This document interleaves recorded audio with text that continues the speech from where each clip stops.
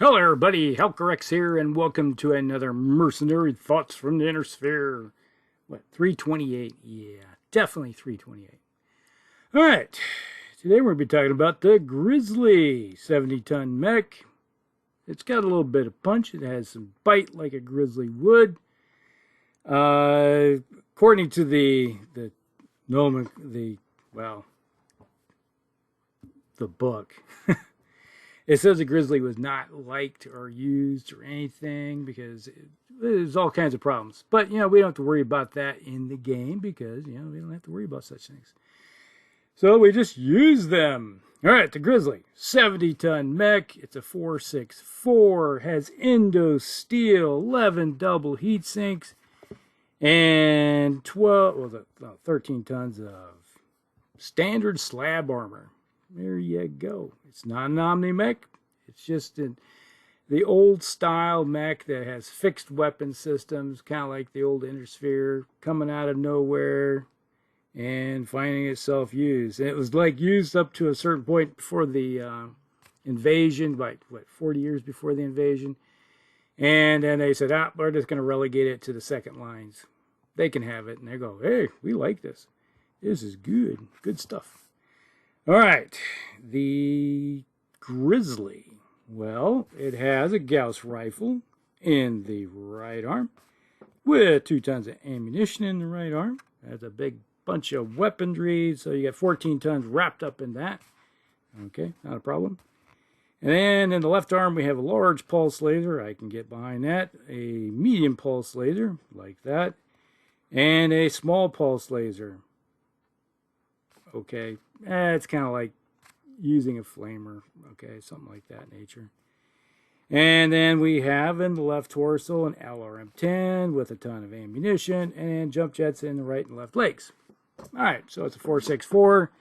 It's kind of a slow-moving mech, old style, Succession War kind of vibe coming across this thing. So yeah, it's not overly exciting. It's not fast. It's just it's kind of a standoff and slowly advance forward, laying down some good firepower. So once it's within 20, it's hitting with a Gauss rifle and a large pulse laser and an LRM. So yeah, you can potentially do up to 35 points of damage a shot, per turn. And with the Gauss rifle and a large pulse laser, you are punching a few good holes. Now the LRM-10 pretty much is going to be 5 and 1 typically, depending on how you roll. Man, only got dry mouth.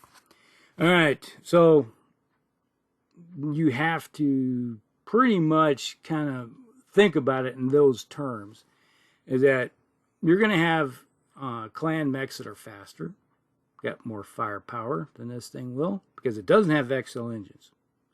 There's a lot of clan mechs will have XL engines, and they'll have all the bells and whistles, including the kitchen sink.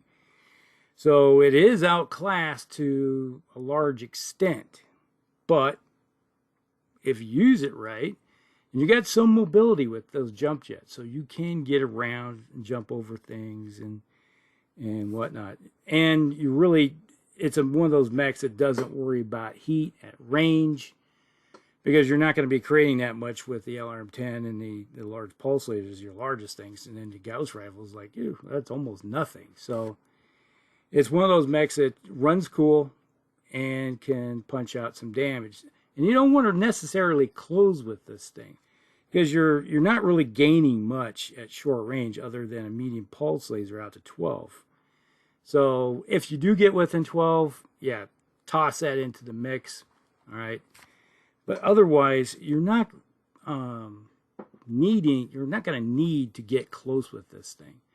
So go find yourself some nice wooded areas or something of that nature. Get some good terrain or partial cover or something of that nature, and just drop fire down. And let the guys that have the more bells and whistles, that are more mobile, get out in front of you, and you're a fire base, and let them take the hits. But eventually you want to get this thing in close, because you're going to be eventually you're going to be the fresh guy on the block, and you want to rotate him in. So there's that, Hopefully by the time you're marching forward in the mid to late game with this mech, they're shot up. So you're going to get a few good hits in with your shorter range stuff. All right. And it is possible because you got nothing in your torso, so you can be turning this thing into a battle taxi if you want to go that route and bring in the toads and deliver them later in the game so they can do some good damage. Or you can drop them off at a pre-designated spot and say, hey, you guys go wander off and try to find something to pick on while I just lay down some fire. So that's pretty much how the Grizzly is going to work. That's how I've always used the Grizzly. It's not a bad mech. It's just not fancy. That's the best way to put it. It doesn't have all those little bells and whistles, including the kitchen sink. It's missing those Clan XL engines. Now, if you would toss a Clan XL engine, you'd probably be running around with something like a Summoner. So, yeah. And when you're looking at the battle value of this thing, it's not that bad. You're looking at 2,200 battle value. That's not bad at all. So it can get the job done. All right. Now, there's a couple other ones. The Grizzly 2. Now, this one came out way later when they decided to start refitting these things in the more conventional way. The Grizzly 2 comes in at 2,200 battle value, so it's a little slightly less than the standard one, which you have everything on it. But what they did is they kept the Gauss rifle, and then they swap out the pulse lasers for a ER large laser and 6 ER micro lasers, so don't get close to that thing. And the missile launcher has been replaced with an ATM-9 with 2 tons of ammo. So you got your short range explosive and you got your long range ER. So there. You still could turn this into a long range fire support base. But if something gets in close, yeah. If you get really close with that thing, they're not going to like you. Let's put it that way. And it says it's really good against infantry, both conventional and battle armor. Well, yeah, you got the ER micro lasers. That's going to do a lot of damage against any type of battle armor. They're going to go, whoa, hello, we're just getting a touch. But, yeah, the side is that you do have to get close enough to use them, and that means they have a potential to do something back to you. But you're going to do more damage to them than they're probably going to do to you. And then there's the Grizzly 3. This one came out way down the line. We have 3058 book. Now we're looking at the 3138. So yeah, that's way down the line.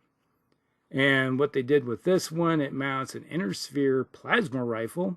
Okay, it has a Clan ER large laser, a Clan ER medium laser, a Clan ER small, and a Clan LRM-10 with Artemis, with XL engine and targeting computer. Comes in at little over 2,300 battle value, but it also carries 2 tons of ammo for the plasma rifle. And then you have case 2 with the LRM. So, yes. I don't necessarily say it's a better mech than the standard version, but I can't say I'm not unopposed to using it. It has potential. I'll just put it that way.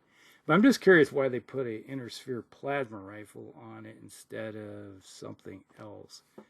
I like plasma rifles, but there might be some type of thought process going on that it's eluding me at the moment instead of like some other weapon system. But there's that.